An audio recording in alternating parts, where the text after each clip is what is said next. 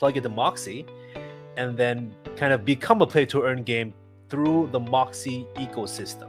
So it's kind of like I guess like a Steam ecosystem, but on Moxy you're gonna have a lot of play-to-earn games, and then all the token stuff, the distribution of tokens, NFTs, metaverse stuff.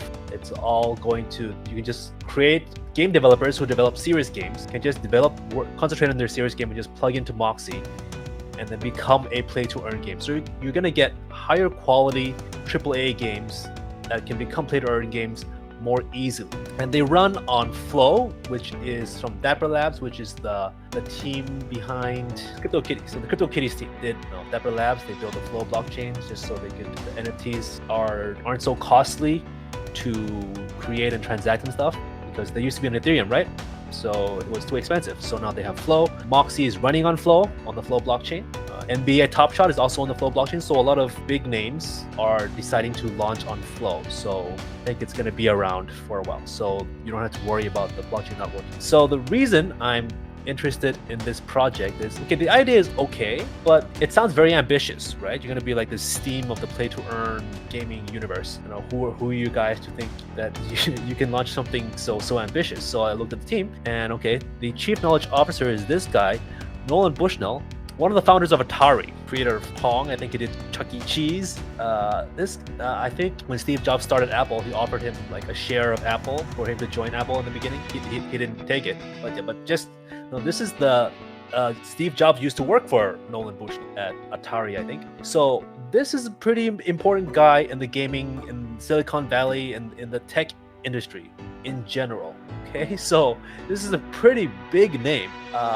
So just based on this guy alone, that's made me very, very bullish. So imagine the connections he has, the respect he commands in the gaming industry, right? And the connections and the experience he has creating new games. He's going to be able to attract a lot of gaming developers, serious gaming developers to the platform. He's going to be able to assess which ones are nice and which ones are not, and kind of give suggestions and help advise them to tweak their games to be kind of more addictive.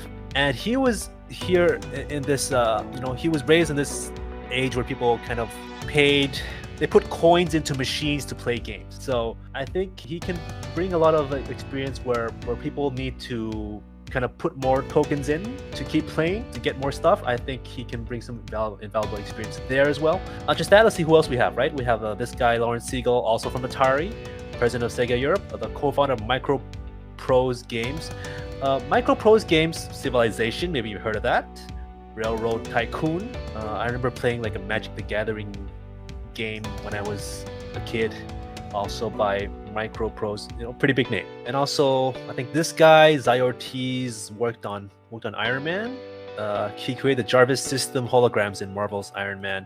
You know what? Some really professional, some really big name guys. I don't know if this makes you guys excited, but this makes me very excited that I could be getting into, on the ground floor of something with some of these really, really big names. Head of gaming, EU head of gaming at Konami. Just their experience alone, not to mention the connections that they have in the gaming industry, and they just understand how the gaming industry works. I think they can get things done a lot more easily than someone who's just maybe a blockchain expert and they create the platform, but they don't have the connections and the knowledge to get game developers on board, right? This is like an A team of like game developers, real OGs. But it seems that it's a pretty new thing, so I tried to check when they were incorporated. So these guys are incorporated just August this year. So it seems like a pretty new idea. They're not too public yet. I mean, they haven't even launched a token yet. I don't think most guys have learned about it yet, but they just started pre-registration for Moxy Club,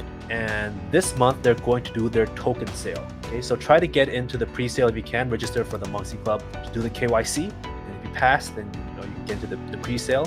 Get into the public token sale. If you can't get into the pre-sale, I think this is going to be a pretty big one. The market's maybe not so pretty at the moment, but man, look at these guys, man. The team, like I said, right? These guys aren't going to just give up with like a month or two of like a small bear market. They've made millions. They can afford to be around for a while. Okay, so I've talked about the team. Let's see a little bit about what the token is Besides, okay, they're gonna use a token for rewards for people to play in the ecosystem. You're gonna be able to log, so you're gonna be able to use any system you want. So it's not just, you don't have to use a PC, right? So whatever game that's connected to the Moxy ecosystem, you could use your console, maybe like your PS5, your PC or your Mac or whatever, right? But if they integrate with the Moxy ecosystem, you can make it a play to earn game without having to make it just a PC only title. So that's a lot of potential there. You can just log some play time, some game time, and just earn some tokens that way. There can be there's some social aspects as well. So there's basically